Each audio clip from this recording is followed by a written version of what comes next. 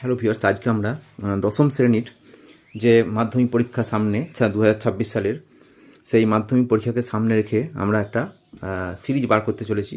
প্রত্যেকটা চ্যাপ্টার ধরে ধরে যে চ্যাপ্টারের বিস্তারিত বর্ণনা এবং চ্যাপ্টারে কী কী অঙ্ক আসতে পারে সেসব নিয়ে আমরা নিয়মিত ভিডিও ছাড়ব।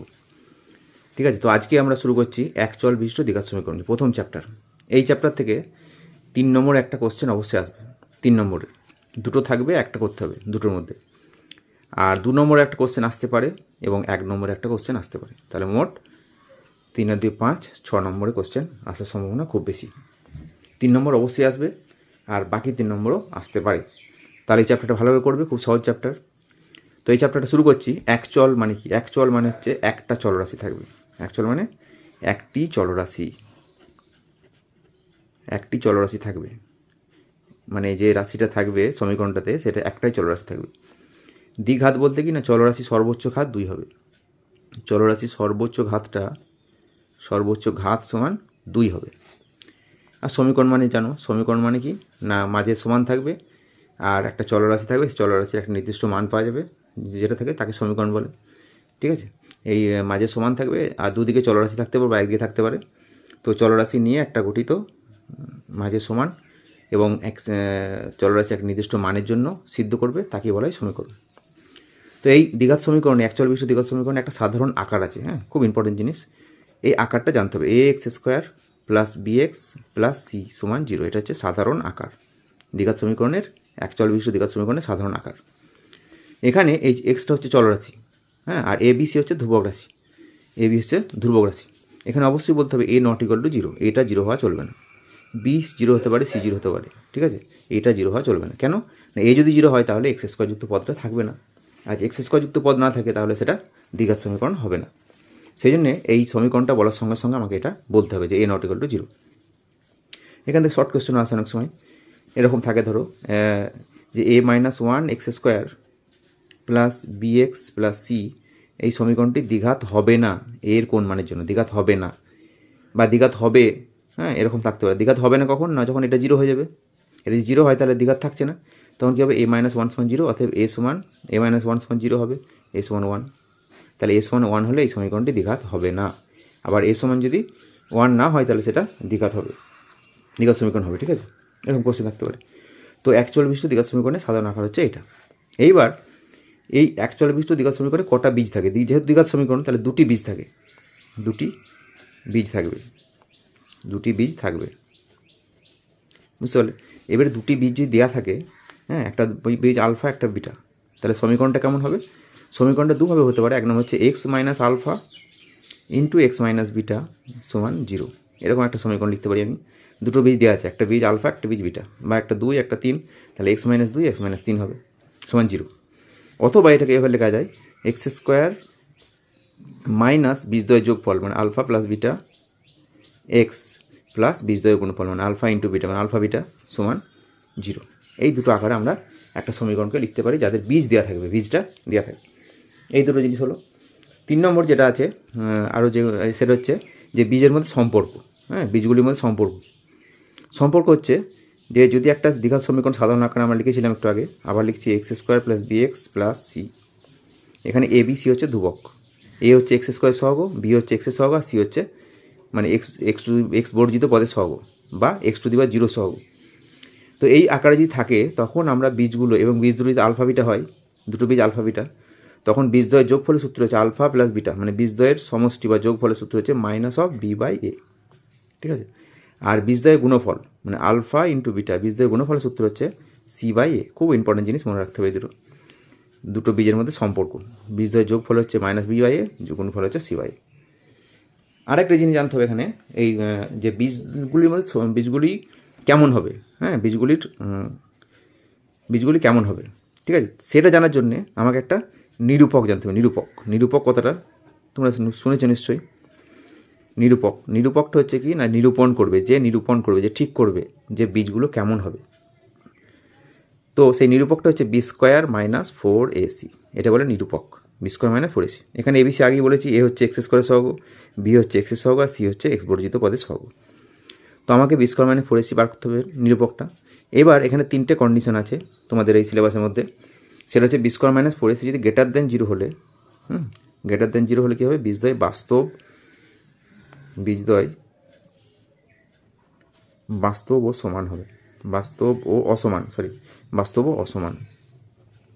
বাস্তব হবে কিন্তু অসমান হবে। আর B square minus four AC সমান 0 হয়, তাহলে কী হবে, বাস্তব ও সমান হবে। বীজদ্বয় হবে বাস্তব ও সমান। হ্যাঁ, দুটো পয়েন্ট হলো। 3 নম্বর point, B square minus four AC যদি লেস দেন 0 হবে, নেগেটিভ বেরোয় না মাইনাস বেরোয়, তাহলে কী হবে, অবাস্তব বা কাল্পনিক হবে।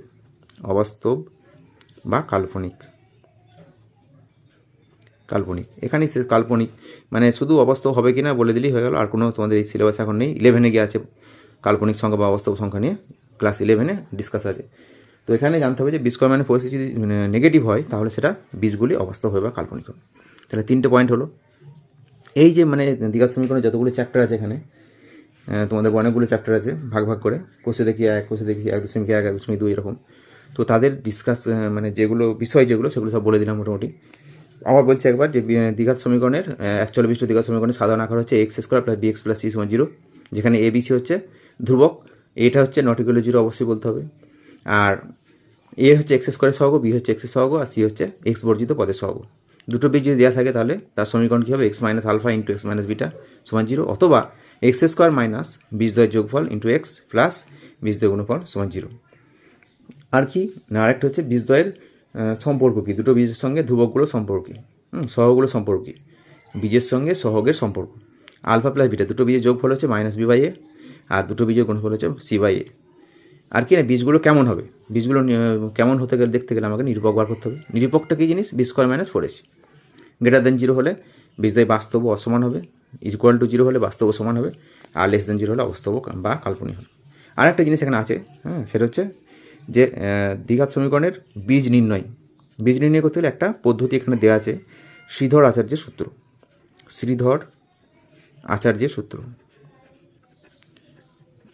সূত্র। এইটা তোমাকে জানতে হবে, সূত্রটা মুখস্থ করতে হবে।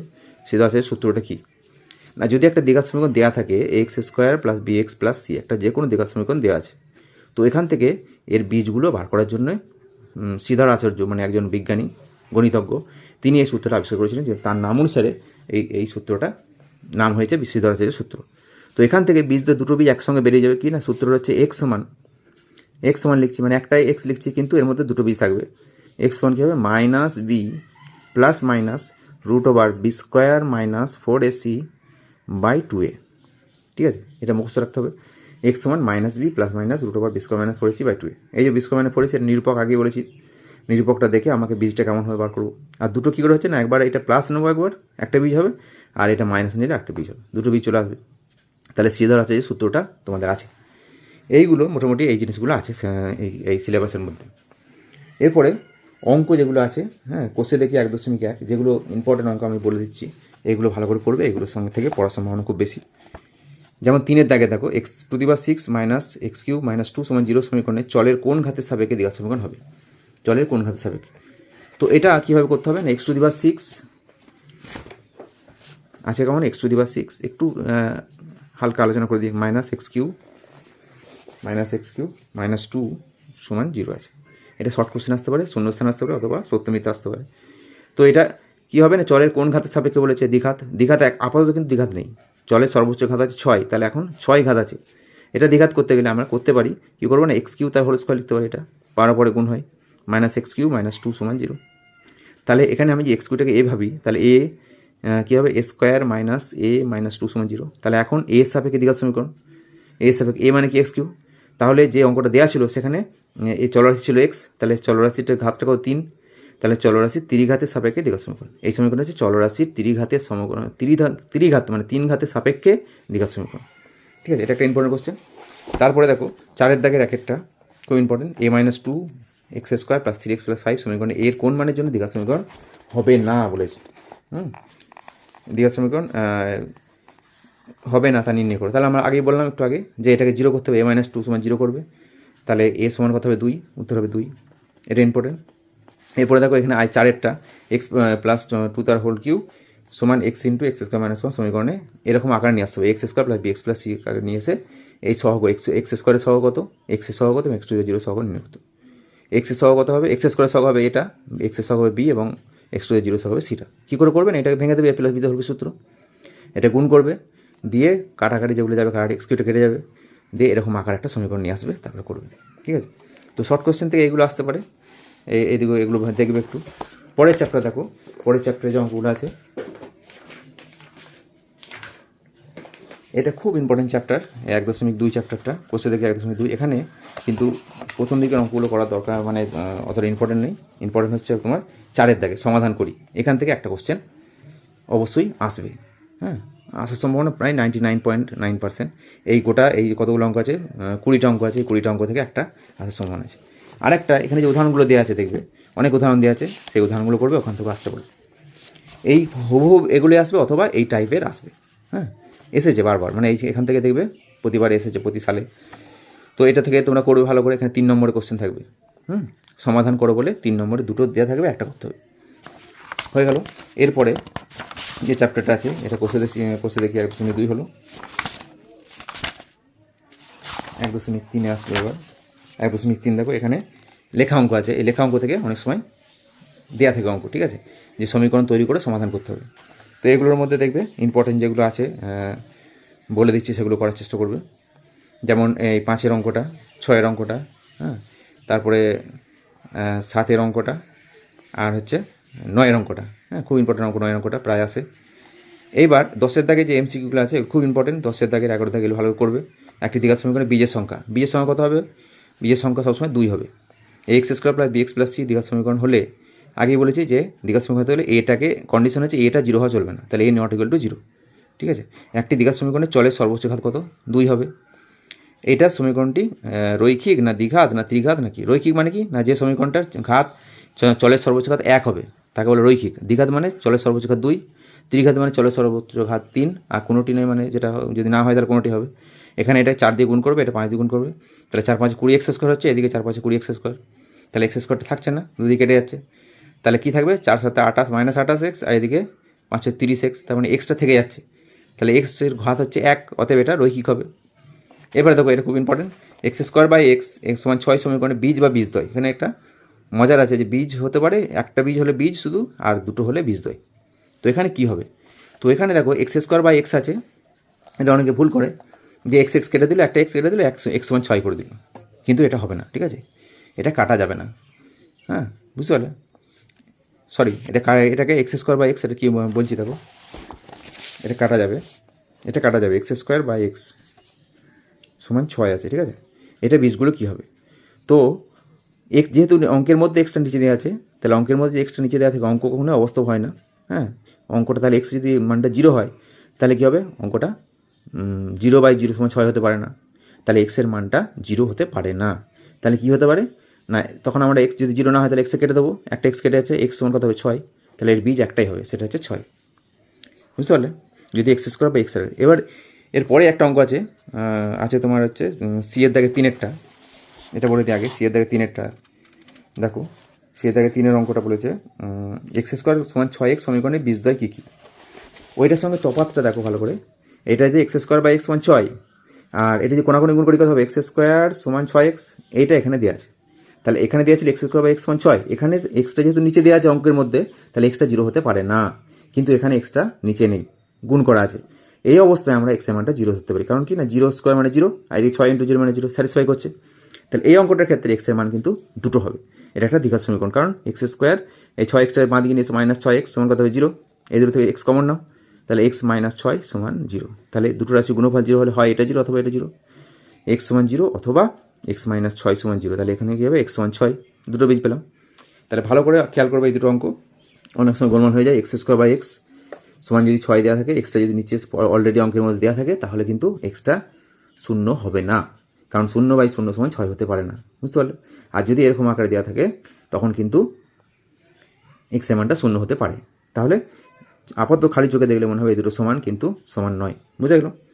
তাহলে এটা করবে ভালো করে, আর এই যে বাকি শর্ট কোশ্চেনগুলো যেগুলো করবে, পরের চ্যাপ্টার আসছে দেখো, এরপরে যে চ্যাপ্টারটা আছে 1.4, এখানেও লেখা অঙ্ক আছে। এই লেখা অঙ্কগুলো ভালো করে করবে। এখানে 3 নম্বর একটা কোশ্চেন থাকতে পারে। এখানে যেগুলো ইম্পর্টেন্ট আছে 2-এরটা, হ্যাঁ, 3-এর দাগে 2-এর অঙ্কটা, 3-এর দাগে 2-এর অঙ্কটা করবে, 3-এর অঙ্কটা করবে। তারপরে হচ্ছে এখানে 6-এর অঙ্কটা, 7-এর অঙ্কটা ইম্পর্টেন্ট। এগুলো মোটামুটি করবে। কিছু দু একটা করে রাখলে বুঝতে পারবে যে কীভাবে করতে হবে, সব অঙ্কই পারবে। আর পরের চ্যাপ্টার আছে 1.5, এটাও খুব ইম্পর্টেন্ট চ্যাপ্টার। এখানে ইম্পর্টেন্ট অঙ্কগুলো আছে। বীজদ্বয়ের প্রকৃতি কী বলেছে, হ্যাঁ, এগুলো শর্ট কোশ্চেন থাকতে পারে। আর কে এর কোন মানের জন্য দ্বিঘাত সমীকরণে বাস্তব বীজ থাকবে হিসেবে। বাস্তব বীজ তাহলে কী হয় না, বাস্তব ও সমান বলেছে। বাস্তব ও সমান হলে কী হবে, বাস্তব সমান হলে নিরূপকটা 0 হবে। তাহলে প্রথমে এই সমীকরণ থেকে নিরূপক বার করবে, নিরূপকটাকে 0 করবে, দিয়ে 0 করার পর কে এর একটা মান আসবে, সেটা উত্তর হবে। 3-এর দাগে বলেছে দেখো, নিচের প্রদত্ত বীজদ্বয় দ্বারা গঠিত দ্বিঘাত সমীকরণ কী হবে। এর আগে প্রথমেই বলেছি যে দুটো বীজ দেওয়া আছে আলফা বিটা, তাহলে সমীকরণটা কী হবে, এটা করতে পারি x² 4,2 দেওয়া আছে, দুটো বীজ দেওয়া 4,2, তাহলে দুটোভাবে করতে পারি x - 4 × x - 2 = 0 দিয়ে গুণ করে দিলে এটা, হ্যাঁ, তাহলে হয়ে যাবে। এটা গুণ করে একটা সমীকরণ তৈরি হয়ে যাবে। অথবা লিখতে পারি x² - বীজদ্বয়ের যোগফল মানে 4 + 2 x প্লাস বীজদ্বয়ের গুণফল মানে 4 × 2 = 0। তাহলে x² - 6x + 8 = 0, তাহলে হয়ে যাবে। তাহলে এগুলো শর্ট কোশ্চেন বা 2 নম্বরে আসতে পারে। আর যেগুলো ইম্পর্টেন্ট 3 নম্বরে আসতে পারে সেটা হচ্ছে এই 4-এর দাগ থেকে একেবারে 11-এর দাগ পর্যন্ত ভালো করে করবে এগুলো, হ্যাঁ। তার মধ্যে এখানে ইম্পর্টেন্ট যেগুলো আছে 4, 5, 6, হ্যাঁ, 4, 5, 6, তারপরে তোমার এই 8-এর দাগের অঙ্কগুলো করবে। 8-এর দাগের 4-এরটা, হ্যাঁ, ইম্পর্টেন্ট অঙ্ক। তারপরে 9-এর দাগেরটা খুব ইম্পর্টেন্ট অঙ্ক, 9-এর দাগের, 9-এর দাগের খুব ইম্পর্টেন্ট অঙ্ক। এরপরে আসছি MCQগুলো আছে পরের দাগে, দেখো পরের পাতায় MCQগুলো সবগুলি করবে, হ্যাঁ, সবগুলো ইম্পর্টেন্ট আছে মোটামুটি। এই সত্য মিথ্যা এগুলো সব করবে। এখান থেকে শর্ট কোশ্চেন তোমরা কমন পেয়ে যাবে, হয় এরকম হুবহুই পাবে অথবা এরকম টাইপের থাকবে। তো এই চ্যাপ্টারের মোটামুটি জিস্ট যে ব্যাপারটা আমরা বলে দিলাম, ডিসকাস করলাম। তো এগুলো তোমরা নিশ্চয়ই ভালো করে ভিডিওটা দেখবে, উপকৃত হবে।